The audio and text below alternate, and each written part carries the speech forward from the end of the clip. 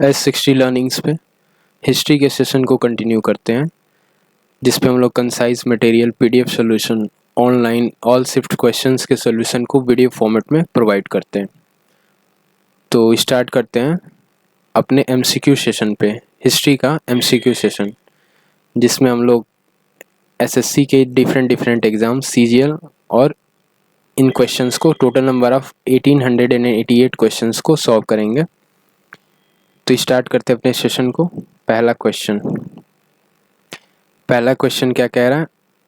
निम्नलिखित में से किस राजवंश ने विजयनगर साम्राज्य की स्थापना की थी? संगम राजवंश।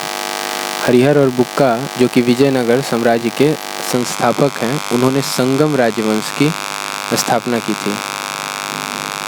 क्वेश्चंस का डिस्कशन ऐसे चलाएंगे हम कि ये question number first, then thereafter एक स्लाइड के लाइन बाय लाइन क्वेश्चंस का डिस्कशन होगा। रेवोल्यूशनरी सोशलिस्ट पार्टी की स्थापना कब हुई थी? 1940 में। रेवोल्यूशनरी सोशलिस्ट पार्टी की स्थापना 1940 में हुई थी। राजा राममोहन राय ने ब्रह्म समाज की स्थापना 1828 में की थी। राजा राममोहन राय, इन्होंने ब्रह्म समाज की स्थापना की थी किस ईयर में? 1828 में। हरिहर और बुक्का ने कर्नाटक में एक स्वतंत्र राज्य की स्थापना की थी, जो कि तुंगभद्रा नदी के तट पे था, ठीक है, और नाम क्या था? विजयनगर। विजयनगर क्या थी? राजधानी थी। हरिहर और बुक्का ने एक स्वतंत्र राज्य की स्थापना की और 1336 में तुंगभद्रा नदी के तट पे राजधानी विजयनगर की स्थापना की। तो संगम राजवंश जो है वो हरिहर और बुक्का ने ही स्टैब्लिश किया था। तो ये question number first and 14 are the corresponding consequences. Again question number third क्या कह रहा है? निम्नलिखित में से किस भारतीय राज्य में हड़प्पा के नगर नहीं पाए जाते हैं? तो उत्तराखंड में। हड़प्पा के नहीं नगर जो है नहीं पाए जाते। कहाँ पे? उत्तराखंड में, यूके। प्लासी का युद्ध हुआ था रॉबर्ट क्लाइव और सिराजुद्दौला के बीच हुआ था। डेट क्या था प्लासी का युद्ध? 23 जनवरी था, 23 जून 1757। 23 जून 1757 को प्लासी का युद्ध हुआ था, और ये किसके बीच हुआ था? रॉबर्ट क्लाइव और सिराजुद्दौला के बीच। अगला,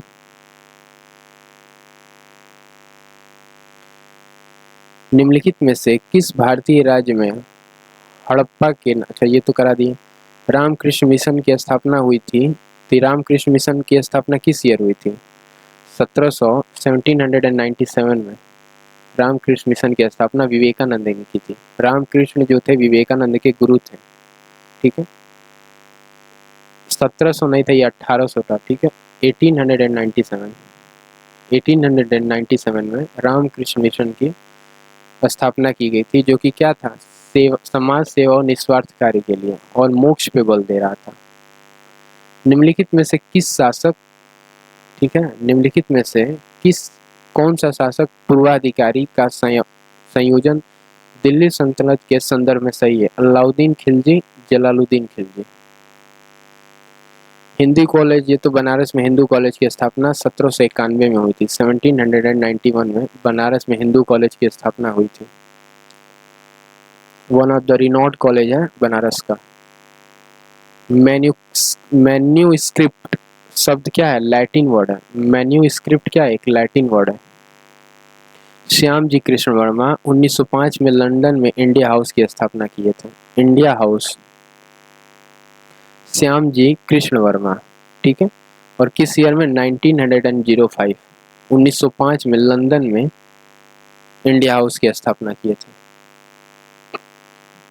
सालबाई की संधि 1782 में हुई थी, ठीक है। इसे सूरत की भी संधि कहते हैं, सूरत या फिर सालबाई की संधि, जो कि किस ईयर में हुई थी? ये मराठा युद्ध में हुआ था 1782 में। अब देखो मराठा, आंग्ल मराठा युद्ध यहीं पर डिस्कस करा दे रहे हैं।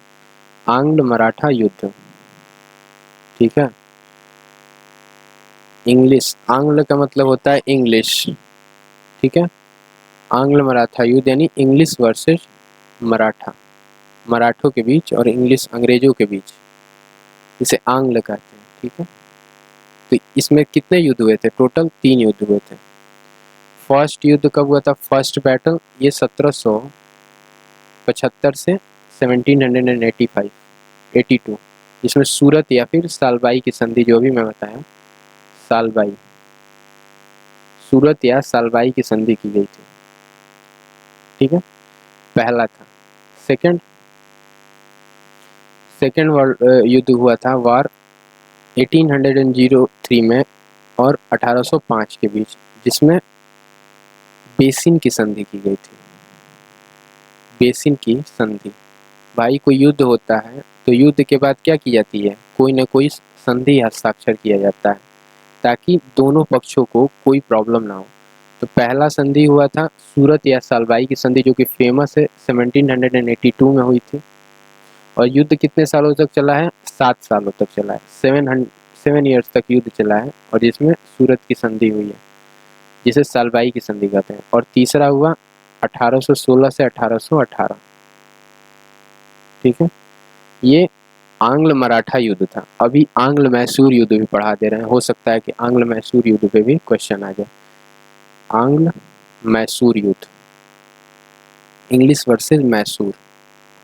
मैसूर का सम्राट कौन था? टीपू सुल्तान। इंग्लिश हो गया ना। तो पहला आंग्ल मैसूर में कितने युद्ध है? टोटल 4 युद्ध हुए हैं, 4 बैटल्स, 4 युद्ध हुए हैं। पहला युद्ध कब हुआ था?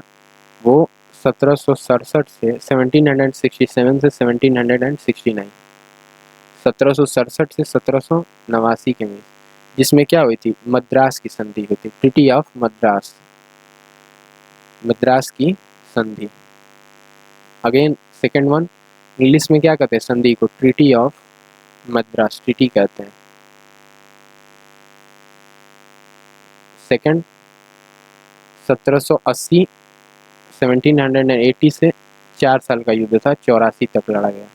इसमें श्रीरंगपट्टनम, मंगलौर की संधि हुई थी, मंगलौर की संधि। देखो युद्ध के बाद हमेशा क्या हो रहा है? संधि हो रहा है ना, इसीलिए हम लोगों को क्या करना चाहिए? लड़ाई नहीं करनी चाहिए, क्योंकि लड़ाई के परिणाम क्या होता है? खराबी होता है, और बाद में आपको संधि करनी पड़ती है, लॉस होता है दोनों पक्षों का। उसके बाद क्या हुआ? 1790 से 1792, इसमें श्रीरंगपट्टनम की संधि हुई। तीसरा मैसूर युद्ध। ये तीनों मैसूर युद्ध हैं। पहले हम लोगों ने आंग्ल मराठा युद्ध का डिस्कशन किया, अब आंग्ल मैसूर। और चौथा था जो 1799 में हुआ, और इसमें क्या हुआ? टीपू सुल्तान और वेलजली के बीच में हुआ था। टीपू वर्सेस, इंग्लिश की तरफ कौन था? अंग्रेजों के तरफ से वेलजली था, और इसमें वेलजली जीत गया, अंग्रेज जीत गए, और टीपू सुल्तान की हार हो गई, और बाद में 1799 ही इसकी मृत्यु हो गई। तो ये क्वेश्चन बहुत इंपॉर्टेंट है कि टीपू सुल्तान कब मरा था? 1799 में, और उस समय वेलजली ने टीपू सुल्तान के साथ लड़ाई लड़ा था।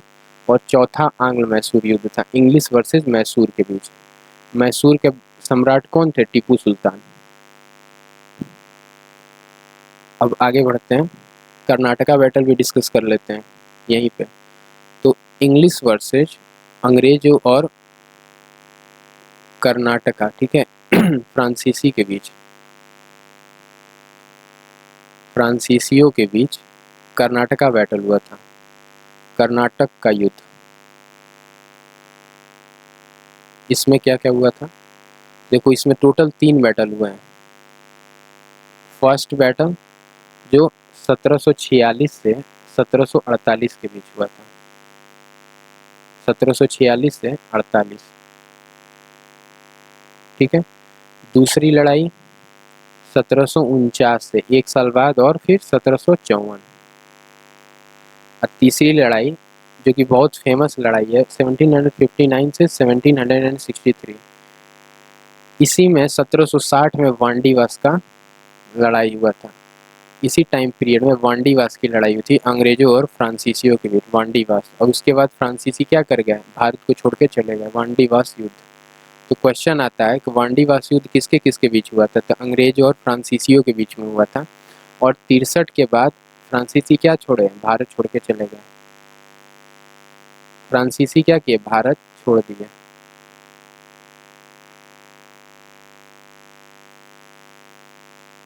ठीक है, तो ये तीनों बैटल मैंने बता दी, इंपॉर्टेंट थे। अब आगे बढ़ते हैं। ऑल इंडिया मुस्लिम लीग की स्थापना 1906 में ढाका में हुई थी। ऑल इंडिया मुस्लिम लीग की स्थापना 1906 में ढाका में हुई।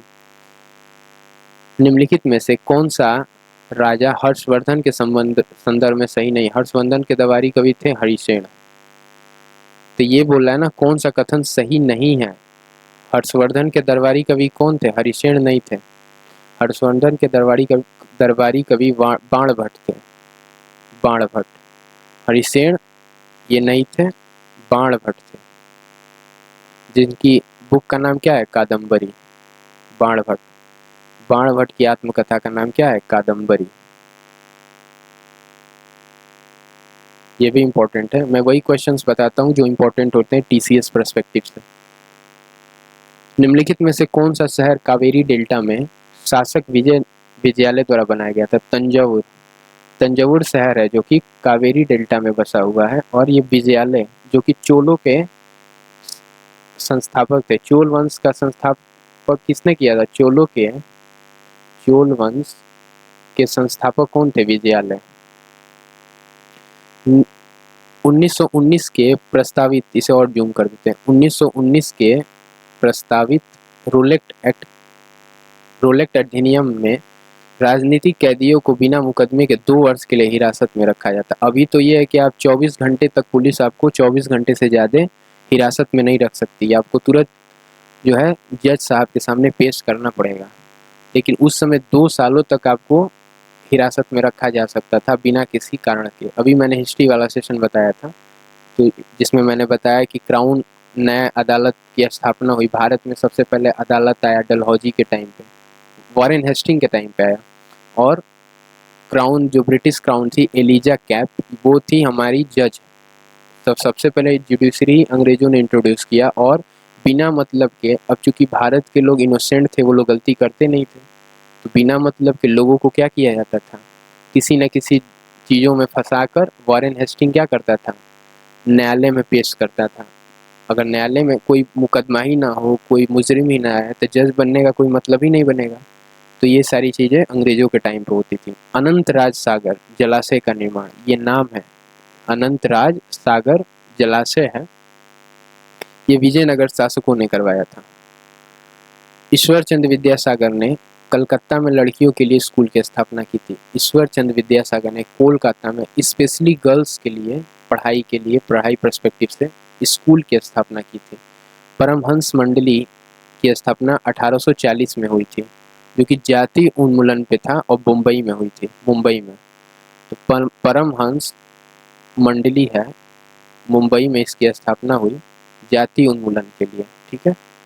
रामकृष्ण परमहंस ये मिशन था। इसकी अब लगे हाथ में ये भी बता दे रहा हूँ कितने मिशन इस्टेब्लिश हुए अभी तक।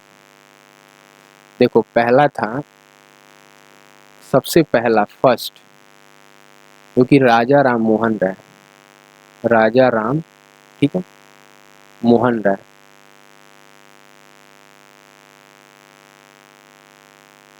इन्होंने 1828 में ब्रह्म समाज की स्थापना की थी। ब्रह्म समाज 1828 में। ठीक है। तो क्वेश्चंस आते हैं, 1828 में ब्रह्म समाज की स्थापना हुई थी राजा राम मोहन राय के टाइम पे। ये पहला समाज था। ठीक है, पहला कोई इस्टेब्लिश किया गया था। उसके बाद सेकंड प्रार्थना समाज आया। प्रार्थना समाज, जिसके संस्थापक कौन थे? आत्माराम पांडुरंग।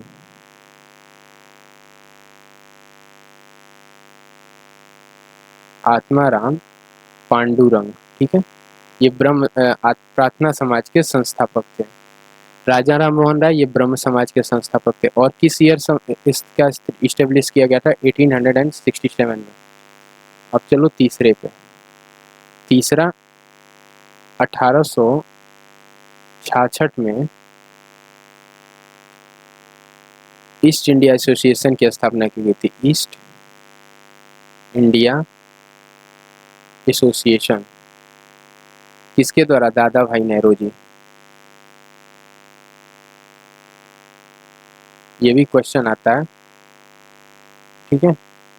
अगला गोविंद रनाडे ने, फोर्थ नंबर, गोविंद रनाडे ने 1870 में पूना सार्वजनिक समाज की स्थापना की थी। पूना सार्वजनिक समाज,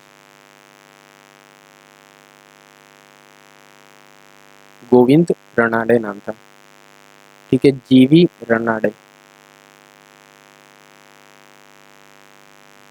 ठीक है। अगला गोविंद नाम है ना, ठीक है, बी हटा दो, जी रहने दो, जी रनाडे, जी रनाडे हर जगह आता है, गोविंद रनाडे।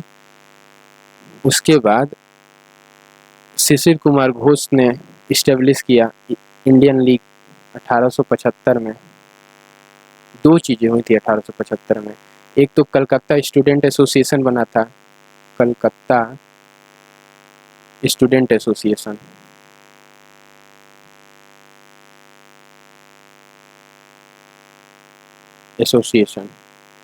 जो आनंद मोहन घोष ने किया था, आनंद मोहन बोस। कलकत्ता में बोस लोग होते हैं ना, और रनाडे क्या है, रनाडे नाम से ही लग रहा है कि मुंबई का आदमी है, ठीक है, तो ये मुंबई में ही बना होगा। पूना है ना, पूना सार्वजनिक, पूना भी मुंबई के पास ही है, पूना, ठीक है, तो ये याद रखना। और दूसरा इंडिया लीग, इंडिया लीग, इसकी स्थापना शिशिर कुमार घोष ने की थी, शिशिर घोष ही याद रखो। ये दो चीजें हो गई, शिशिर घोष जिन्होंने इंडिया लीग की स्थापना की 1875 में। उसके बाद क्या हुआ, उसके बाद आर्य समाज 1875 में, एक और आर्य समाज की जो दयानंद सरस्वती ने बनाया, आर्य समाज। अभी भी आप लोग देखे होंगे आर्य समाज का कई जगह कैंपेन चलता है, कई लोग आर्य समाज को मानते हैं, ये दयानंद सरस्वती का। और सरस्वती, ठीक है, सरस्वती हो गया ना, तो ये देखे होंगे आप लोग सरस्वती विद्यालय होता है, दयानंद के नाम से कई स्कूल भी हैं, वो लोग आर्य समाज को मानते हैं, कई स्कूल जो है आर्य समाज को फॉलो करते हैं। उसके बाद आर्य महिला समाज 1883, आर्य महिला समाज, देखो आर्य 75 से शुरू हुआ है और आर्य महिला आ गया, महिला समाज, जो कि पंडित रामबाई के द्वारा, पंडित रामाबाई और एक ज्योतिबा फूले ने सत्यशोधक समाज की स्थापना की थी। ज्योतिबा फूले का था सत्य शोधक समाज 1873 में, 1873 में सत्यशोधक समाज की स्थापना। यहीं से दोनों इसलिए मैंने लिया, क्रोनोलॉजी नहीं मेंटेन किया कि याद करने में आपको आसानी होगा। देखो दोनों महिलाओं के लिए ही है, ये भी महिला के लिए ही है और ये भी सत्यशोधक समाज, ज्योतिबा फूले जो कि महिला थी, ज्योतिबा फूले, ज्योतिबा फूले, ठीक है, आधा ज्योतिबा फूले ने सत्यशोधक समाज की स्थापना की थी। फिर अब आते हैं अपने क्वेश्चन पे जो था रामकृष्ण मिशन 1897 का। ये विवेकानंद ने रामकृष्ण मिशन की स्थापना की थी 1897 में। विवेकानंद ने रामकृष्ण मिशन, जो कि उनके गुरु थे, रामकृष्ण क्या थे, विवेकानंद के गुरु थे।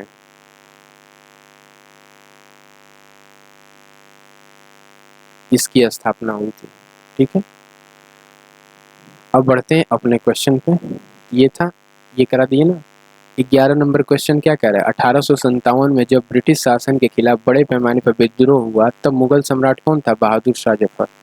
1857 की क्रांति के समय जो कि असफल सिद्ध हुआ, वो पहली भारत की क्रांति थी जो कि मेरठ से शुरू हुई थी और बैरकपुर में बंगाल के वेस्ट बंगाल में ये मंगल पांडे द्वारा कराया गया था। 1857 में बहादुर शाह के समय ये हुआ था। निम्नलिखित में से किस युग के दौरान भारत में शुतुरमुर्ग पाया गया, पूरा पाषाण काल, पूरा पाषाण युग के दौरान भारत में शुतुरमुर्ग पाया गया। 2200 और 1900 वर्ष पूर्व भारत के निम्नलिखित में से कौन सा शहर एक पतन था, जहां दूर दूर से, अच्छा पतन का मतलब है ना जहाज रखने वाला, जहाज का बंदरगाह जिसे कहेंगे, जहाँ दूर दूर से जहाजों द्वारा सामान उठाया जाता था, उतारा जाता था। अरिकमेडु, अरिकमेडु जो कि एक शहर था भारत का जहाँ पे दूर दूर से जहाजों द्वारा सामान उतारा जाता था। मंगोल शासक चंगेज खां की मृत्यु कब हुई थी? चंगेज खां जो कि बहुत ही क्रूअल था। चंगेज खां को कहा जाता है कि आज तक जितने जितने भी लड़ाइयाँ हुई हैं उसमें सबसे ज़्यादा अगर किसी के लड़ाई में सैनिक मारे गए हैं, और चंगेज खां जहाँ पे आक्रमण कर देता था, जिस जिस देश पे आक्रमण कर दे, जिस भी लैंड पे आक्रमण कर दे, वहाँ के लोगों को तबाह कर देता था, वहाँ के घरों को जला देता था, बच्चों को काट देता था, महिलाओं को उत्पीड़न होती थी और पुरुषों को तो खत्म ही कर देता था। 1227 में चंगेज खां की बहुत cruel, one of the cruel अगर कहा जाए कौन था, हिटलर के बाद, हिटलर से के समकालीन था चंगेज खां 1227 में। हुगली नदी के तट पर 1651 में किस कंपनी ने फैक्ट्री स्थापित की थी? तो देखो 1600, भारत में इंग्लिश कब आए थे? अंग्रेज 1600 में आए थे, और डेट क्या था? 31 दिसंबर 1600 में 31 दिसंबर को अंग्रेज आए थे। अभी मैंने सेशन कराया हुआ था ई बुक वाला, जिसमें मैंने बताया था कि भारत में अंग्रेजों का आक्रमण कैसे हुआ था। ये सारे सेशन मैंने बता दिए हैं, जाकर वॉच करना। तो ये 1661 में कंपनी ने अपना हुगली नदी, हुगली कहाँ है? वेस्ट बंगाल में है। हुगली नदी कहाँ है? क्या वेस्ट बंगाल में, WB वेस्ट बंगाल के तट पे है हुगली नदी, जहाँ पे कंपनी एस्टेब्लिश किए थे अंग्रेजों ने। और भारत में अंग्रेज आए कब थे? 1600 में। तो ये क्वेश्चन आता है कि अंग्रेजों का भारत में आगमन कब हुआ था? तो 1600 में। तो ये पूरा स्लाइड कंप्लीट हो गया। मैहर दरबार किस राज्य में, जहाँ बाबा अलाउद्दीन खान संगीत थे? तो मैहर दरबार जो है मध्य प्रदेश में है। म से मैहर, म से मध्य प्रदेश। बाबा अलाउद्दीन खान संगीतकार थे इस मैहर दरबार, ठीक है, मैहर दरबार में वो गाना गाते थे संगीत का। सुल्तान महमूद अफगानिस्तान के निम्नलिखित में से किस शहर से भारत आया था? गजनी से।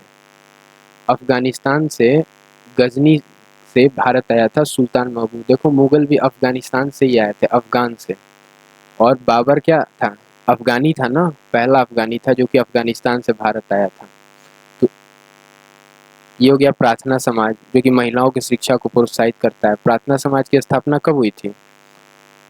1867 में, 1867 में प्रार्थना समाज का स्थापना किया गया था। बनारस में हिंदू कॉलेज, अगेन देखो क्वेश्चन रिपीट कर गया ना, अभी बताए थे हिंदू कॉलेज 1791 में बनारस में स्थापित की गई थी। तो देखो रिपीट कर गया, TCS ऑलवेज क्वेश्चंस को रिपीट करता है। 1840 में जाति उन्मूलन के कार्य के लिए परमहंस मंडली की स्थापना की गई थी। तो आ गया ना, परमहंस मंडली 1840 में स्थापित किया गया था जाति उन्मूलन के लिए। ये भी क्वेश्चन रिपीट कर गया। आगे बढ़ते हैं। अकबरनामा के दूसरे खंड में अकबर के शासनकाल की घटनाओं का जिक्र है। अकबर नाम से ही लग रहा है कि अकबर का ही होगा। और अकबरनामा किसने लिखा था? अब्दुल फजल ने।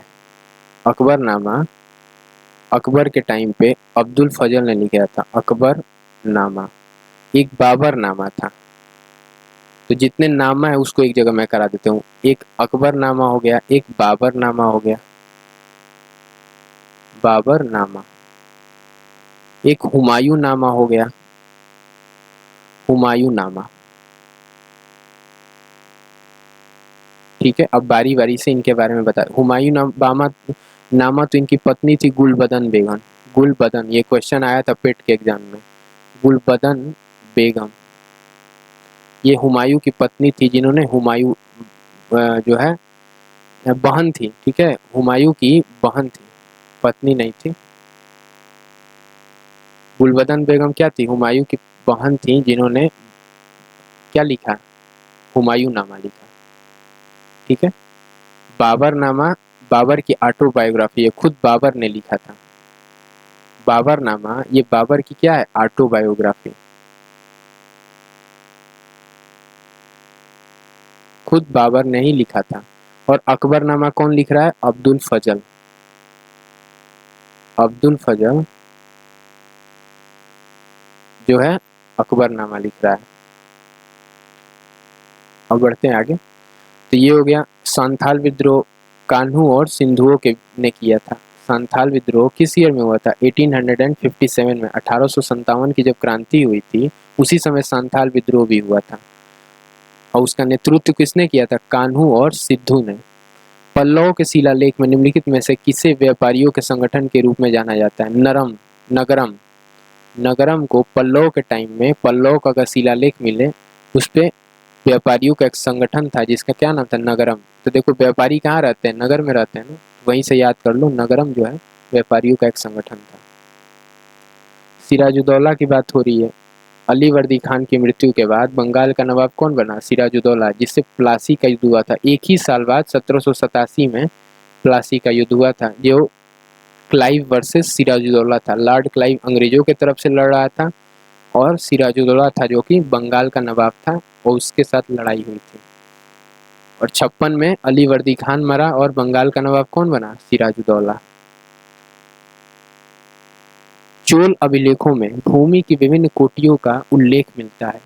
निम्नलिखित में से कौन सी भूमि मंदिर को उपहार में दी गई भूमि के रूप में जानी जाती है? देवदान। मंदिर में क्या होते हैं? देवता होते हैं। देवता को क्या किया जाता है? दान दिया जाता है। दान में आप क्या दे सकते हो? सबसे बड़ा चीज तो लैंड दे सकते हो, उससे बड़ी चीज तो होती नहीं है। तो वो चोलों के टाइम पे देवदान दिया जाता था। उत्तर प्रदेश के भीतर गांव, उत्तर प्रदेश में गांव है, विलेज है, उसका नाम है भीतर गांव, में लगभग 1500 वर्ष पूर्व बनाया गया एक प्रारंभिक मंदिर पकी हुई ईंटों से बना है। यानी उस समय भी पकी हुई ईंटों से मंदिरों का निर्माण होता था। काफी मॉडर्न टेक्नोलॉजी थी पहले के टाइम। ये क्वेश्चन देखो रिपीट कर गया ना। 1857 की क्रांति, प्लासी का युद्ध, इंग्लिश वर्सेस बंगाल के नवाब जो कि कौन थे? सिराजुद्दौला।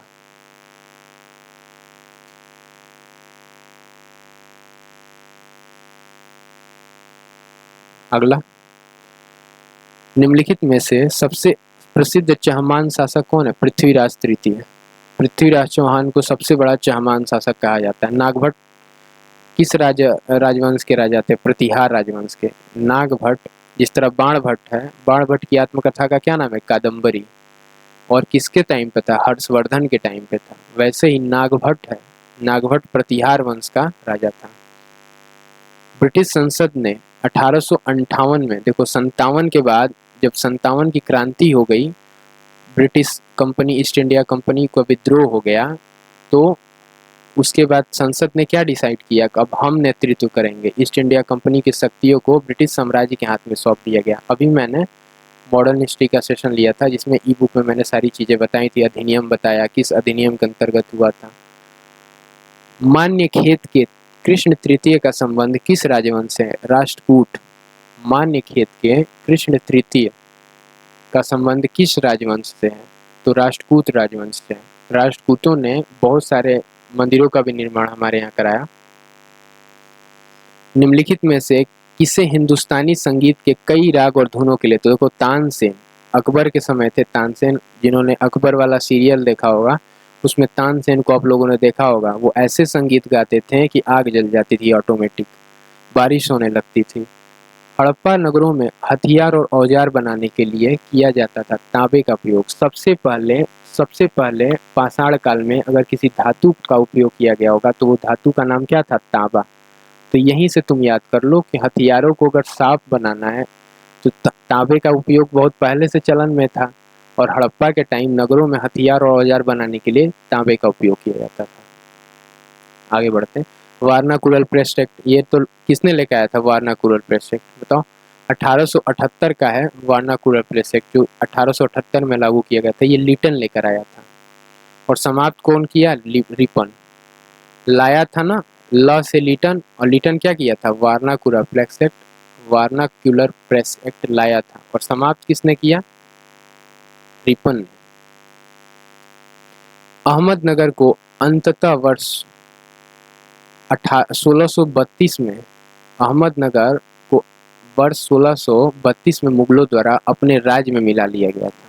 ये भी क्वेश्चन आ गया। देखो एक कोई छोटा सा नगर है अहमदनगर, और उससे भी क्वेश्चन आ रहा है कि 1632 में, देखो कितने डेप्थ क्वेश्चन आ रहे हैं, मुगलों द्वारा अपने राज्य में मिला दिया गया। इसीलिए मैंने ई बुक का सारा वीडियोज में एकदम डीपली डिस्कशन कराया है, यूरोपियों का भारत में आगमन और सारी चीज़ें। पुरातात्विकविदों के अनुसार हड़प्पा के नगरों में पश्चिमी हिस्सा छोटा और ऊंचा होता था, जिसे कहा जाता था नगर दुर्ग। ये हिस्सा क्या होता था? हड़प्पा नगरों का पश्चिमी हिस्सा होता था और छोटा होता था और ऊंचा होता था, नगर दुर्ग। करो या मरो का नारा किसने दिया था? देखो, डू एंड डाई का नारा महात्मा गांधी ने दिया था। वैसे तो ये काफी अहिंसावादी है, लेकिन फिर भी इन्होंने डू और डाई का नारा दिया था। कब दिया था? तो 8 अगस्त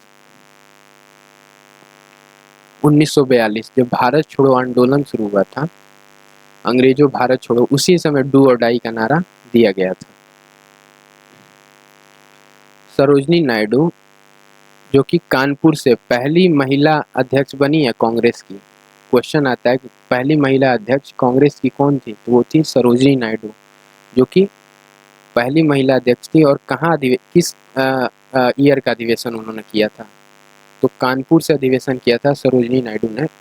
और कांग्रेस का कौन सा ईयर था जिसका अधिवेशन नेतृत्व किया था उन्होंने? तो 1925 का जो अधिवेशन था, कानपुर का अधिवेशन, कानपुर में कांग्रेस का अधिवेशन हुआ था, उसकी अध्यक्षता जो है सरोजनी नायडू ने की थी। पेरिस इंडियन सोसाइटी की स्थापना 1905 में हुई थी। ठीक है, पेरिस इंडियन सोसाइटी है, 1905 में इस्टेब्लिश किया गया था। ये भी क्वेश्चन लिख लो भाई, इंपॉर्टेंट एग्जाम में आया हुआ है और नया है, अभी मैंने सेशन में नहीं कराया था। मणि मेल 79 नंबर क्वेश्चन, मणि मेखल लई महाकाव्य निम्नलिखित में से किसकी कहानी का वर्णन करता है? इसका तो आंसर नहीं है, इसे रहने देते हैं। निम्नलिखित में से कौन उरियार के चोलों के प्राचीन मुखिया परिवार से संबंधित था, जिन्हें 9वीं सदी के मध्य में मुट्टियार को हराकर कावेरी डेल्टा पर कब्जा किया था? विजयालय चोल वंश का जो है महानतम शासक था और संस्थापक था, चोल संस्थापक। क्वेश्चन आता है, चोल वंश का संस्थापक किसने किया था? संस्थापक कौन था? तो वो था Vijayalaya. A history of British India, ये किसकी बुक थी? James mill. A history of British India, James मिल की पुस्तक थी, किताब थी, रचना थी। A history of British India, British का इंडिया में क्या हिस्ट्री रहा, ये जेम्स मिल ने बताया था। 1867 में मुंबई में स्थापित जातिगत प्रतिबंधों को हटाने के बाल विवाह को खत्म करने के लिए, ठीक है, वही मैंने बताया था ना, प्रार्थना समाज की स्थापना की गई थी 1867 में, प्रार्थना समाज। और इसके कौन थे संस्थापक? आत्माराम पांडुरंग।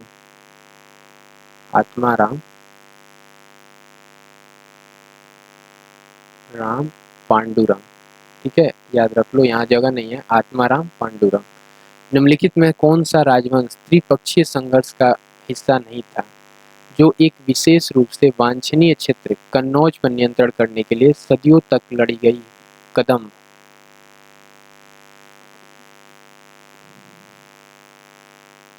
कुरान की शिक्षाएं भारत में पहल जो है 7वीं सदी में व्यापारियों और प्रवासियों के जरिए पहुंचा। तो देखो, कुरान जो बुक है, हॉली बुक है, किसका? मुसलमानों का, मुस्लिमों का, मुस्लिम कम्युनिटी का। ये 7वीं सदी में, 700 सदी का मतलब क्या हो गया? ईस्वी सदी, 700 क्या है? ईस्वी में भारत में आई थी कुरान। मिर्जा कामरान किस मुगल सम्राट का भाई था? हुमायूं का भाई था कामरान। तो देखो, तुम लोगों ने देखा होगा, सीरियल में भी बताते हैं, हुमायूं का भाई कौन था? कामरान, मिर्जा कामरान नाम था। जैसे दारा सिको औरंगजेब का भाई था। गजनी का सुल्तान महमूद किस चोल राजा के समकालीन था? राजेंद्र प्रथम गजनी का महमूद जो था, वो चोल राजा के समकालीन कौन था? राजेंद्र प्रथम के। ये इजी क्वेश्चन है, क्योंकि ये मैंने स्लाइड में भी बहुत बार बता दिया, वही मैं सोच रहा था समझाऊं तो समझाऊं कैसे। 19वीं सदी की शुरुआत में भारत में कॉटन मिल है, ठीक है, महाराष्ट्र में। ये भी इजी क्वेश्चन है, महाराष्ट्र में रिपीटेड भी है, प्रीवियस सेशन में मैंने बताया था कॉन्सेप्ट वीडियो में। चीनी बौद्ध यात्री ह्वेनसांग, जो कि फाहियान और ह्वेनसांग दोनों चीनी यात्री थे। ह्वेनसांग तो हर्षवर्धन के टाइम पे आया था, लगभग कितने वर्ष पूर्व भारतीय उपमहाद्वीप में आया था? देखो 1400 वर्ष पूर्व।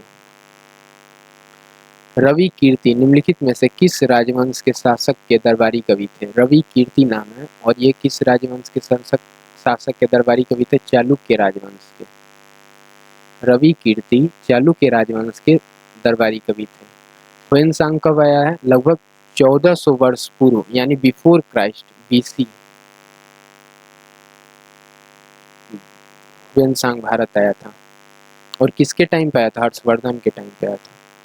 दादा भाई नौरोजी एक व्यवसायी थे। क्या थे? बिजनेसमैन थे। निम्नलिखित पंक्तियां किसकी थी? सरफरोशी की तमन्ना राम प्रसाद बिस्मिल की। सरफरोशी की तमन्ना अब हमारे दिल में है, देखना है जोर कितना बाजुए का दिल में। ये राम प्रसाद बिस्मिल की one of the famous dialogue है, one of the famous dialogue that are using in now days different movies as well. तो जितने भी पेट्रियोटिक मूवीज होती हैं, अभी मूवी आई थी एक मेजर करके, तो जितनी भी मूवीज हैं उसमें ये तो डायलॉग डेफिनेटली आता है। निम्नलिखित में कौन सा क्रम दिल्ली वंशों के संदर्भ में सही है? राजपूत, खिलजी, तुगलक। तो ये क्रोनोलॉजी है। सबसे पहले राजपूत थे, उसके बाद खिलजियों ने आक्रमण किया। देखो खिलजी का तुम लोगों ने देखा था, अभी अभी मूवी आई थी पद्मावत, जिसमें सबसे पहले राजपूत थे ना। राजपूत कौन थे? पद्मावती के हस्बैंड का क्या नाम था? तो राजा रतन सिंह, जो कि राजपूत थे, और फिर उनको हराकर खिलजियों ने कब्जा कर दिया। खिलजी की तरफ से कौन था? अलाउद्दीन खिलजी था।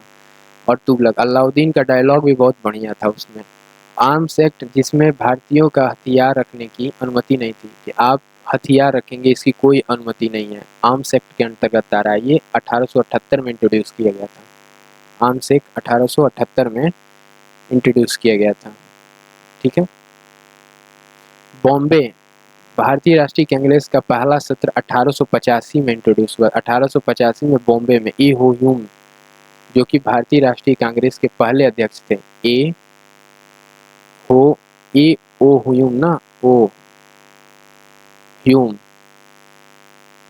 ये भारतीय राष्ट्रीय कांग्रेस के पहले अध्यक्ष थे और संस्थापक भी थे। और 1885 में पहला अधिवेशन हुआ था बॉम्बे में, पहला सत्र। 11वीं शताब्दी में के आरंभ में चोल राजा राजेंद्र प्रथम ने एक शिव मंदिर का निर्माण कराया।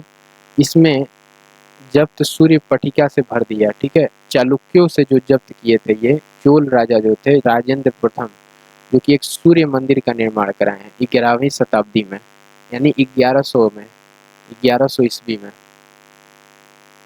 और उसे सूर्य पटिका से भर दिया। ठीक है। सोने की पटिकाएं जो थी उसे सूर्य पटिका कहा जाता है, क्वाइंस जिसे बोलते हैं, उसे भर दिया। अजमेर के शासन में सूबा मुख्यालय बन गया मुगलों का। तो देखो मुगलों का हॉली अगर प्लेस कोई था तो अजमेर था, क्योंकि अकबर, अभी मैंने हिस्ट्री वाला सेशन बताया था जिसमें बताया कि अकबर हमेशा अजमेर जाया करता था। Khwaja Muinuddin Chishti one of the famous singer थे अजमेर के, जिन्होंने कव्वाली का इंट्रोड्यूस किया था इंडिया में। राष्ट्रकूट और चोल राजवंशों के दौरान एक महत्वपूर्ण प्रशासनिक पद अनुवांशिक बन गया। नगर श्रेष्ठी पद क्या अर्थ है? शहर का व्यापारी। देखो नगर श्रेष्ठी का पद का क्या अर्थ है? ये शहर का व्यापारी। नगर श्रेष्ठी पद चोल और राजपूत शासकों के दौरान ये चीज था, प्रशासनिक पद अनुवांशिक पद था। एहोल का दुर्गा मंदिर लगभग 1400 वर्ष पूर्व बनाया गया था। निम्नलिखित में से किस शासक ने दो माली लट्ठा और पीरा को उच्च प्रशासनिक पद पर नियुक्त किया? महमूद तुगलक। मोहम्मद तुगलक, जो कि तुगलक था जो दौलताबाद से दिल्ली या दिल्ली से दौलताबाद राजधानी बनाता था, इसने क्या किया? इसने दो माली लट्ठा और पीरा को उच्च प्रशासनिक पद पर नियुक्त किया। मुगल शासक औरंगजेब की मृत्यु 1707 में हुई। बहुत स्टैंडर्ड और रिपीटेड क्वेश्चन है, ऑलवेज टीसीएस में रिपीट करता है। औरंगजेब की मृत्यु किस ईयर हुई थी? तो 1707 में। ठीक है। तो एक बार मुगलों की क्रोनोलॉजी भी समझ लेते हैं यहीं पे कि मुगलों की क्रोनोलॉजी क्या रही है। तो देखो सबसे पहले मुगलों का मुगल बादशाहों का क्रोनोलॉजी, ठीक है, समय, शासन टाइम। इसमें पहले था बाबर, बाबर जो कि 1526 से 1530 4 साल ही इंडिया पे शासन कर पाया, उसके बाद उसकी मृत्यु हो गई। उसके बाद हुमायूं आया। बाबर का बेटा क्या था? हुमायूं। वो 1530 से 1530 से 1556 इतने साल तक शासन किया, जिसमें उसने 3 युद्ध लड़े। एक तो चौसा का युद्ध, एक बेलग्राम का युद्ध, और एक था जो अपने एडमिनिस्ट्रेशन के लिए युद्ध लड़ा था, दिल्ली को बचाने के लिए। तो 1530 चौसा 40 में नहीं 39 में लड़ा गया था। चौसा का युद्ध हुआ था 39 में। उसके बाद जिसे कन्नौज का युद्ध, बिलग्राम का युद्ध कहते हैं, कन्नौज या बिलग्राम का युद्ध, जो कि हुमायूं द्वारा लड़ा गया था 1540 में, ठीक है। उसके बाद कौन आया? अकबर। हुमायूं के बाद अकबर आया। तो इनका भी शासन लगभग 26 साल का था। 26 ईयर्स तक ही शासन किया, 26 वर्ष तक। ये 4 साल शासन किया, 4 ईयर्स। उसके बाद अकबर आया। अकबर का शासन क्या था? 1556, क्योंकि हुमायूं की मृत्यु हो गई है। अब हुमायूं का लड़का कौन है? अकबर। वो 1605 तक रहा है। तो ये कितने साल हो गए? 4 और 5 9, तो कितना हो गया ना? 60 हो गया ना? 69 ईयर्स हो गया। 69 वर्ष तक शासन किया है। चौथा, अकबर के बाद आ गया जहांगीर। इसका बेटा था जहांगीर। जहांगीर आ गया, जो कि 1605 से 1627 यानी 22 साल ही शासन किया है। 1605 से 1600, ठीक है, 27। और ये क्या हो गया? 60-40 हो गया था ना, इसका 40 था। तो ये शासन किया तुम्हारा 22 वर्ष तक जहांगीर। देखो अभी तक तो सबसे ज्यादा अकबरी का शासन आ रहा है। उसके बाद आया औरंगजेब। जहांगीर का बेटा था औरंगजेब। अच्छा, शाहजहां भी था ना? जहांगीर का बेटा था शाहजहां, जिसने आगरा में अपनी पत्नी के लिए, मुमताज के लिए ताजमहल बनाया। शाहजहां। ये 1627 से 1658 तक शासन किया है। 27 गुना 56 और 2, 29 ईयर्स तक का शासन काल है इसका। 27 गुना क्या हो गया? 7 7 14, 54 हो गया ना, और 4 तो 7 4 गया, 31 साल हो गया ना, 31 ईयर्स। उसके बाद आया औरंगजेब। शाहजहां के बाद आया औरंगजेब। औरंगजेब ने पूरे लगभग भारतवर्ष पे शासन किया था।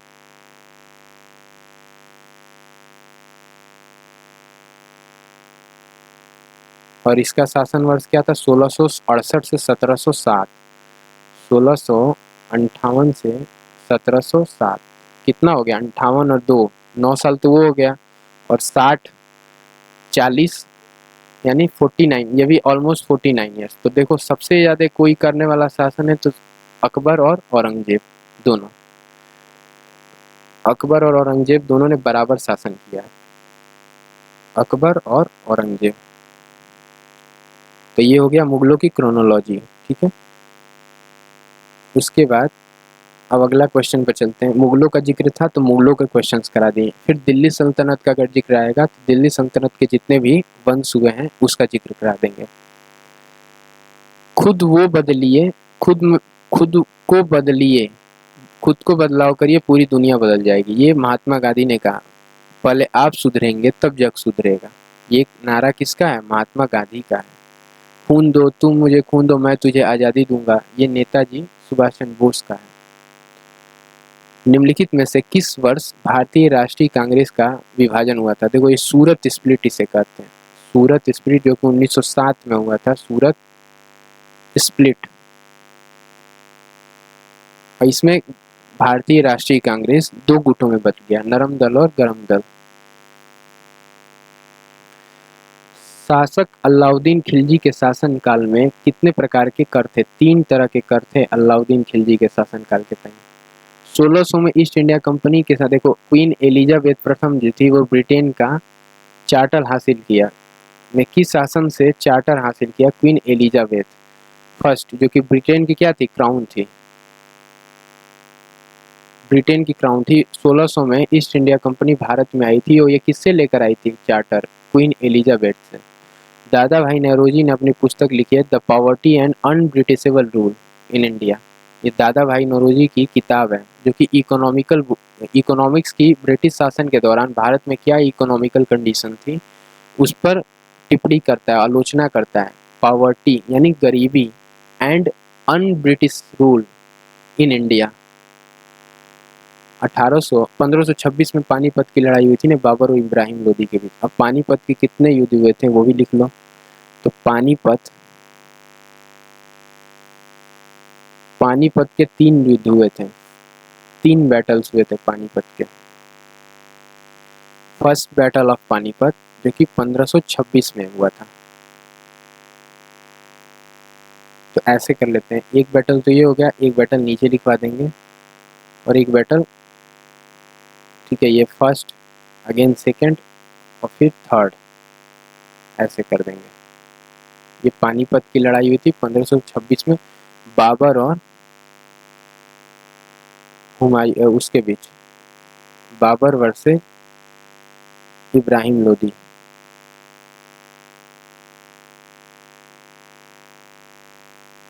जिसमें बाबर जीता था। इसी में सबसे पहले क्या हुआ था? तोपों का इस्तेमाल हुआ था। सबसे पहले भारत में अगर तोपों का इस्तेमाल हुआ था तो बाबर के टाइम ही हुआ था। सेकंड पानीपत की लड़ाई कब हुई थी? 1556 में।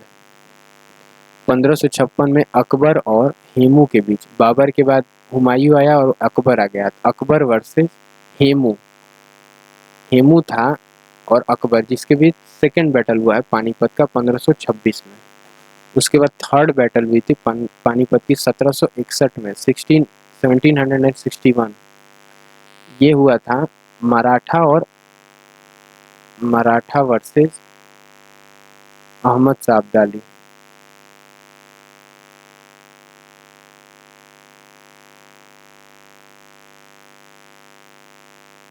मराठा वर्सेस अहमद शाह अब्दाली के बीच पानीपत का तीसरी लड़ाई हुई थी। ये तीनों बैटल समझा दिए मैंने पानीपत से। नौपाषाण काल किस युग में? चाताल युग सबसे प्रसिद्ध पुरा स्थलों में से एक था नौपाषाण काल। भारत का अंतिम शक्तिशाली मुगल सम्राट कौन था? बताया था मैंने, औरंगजेब।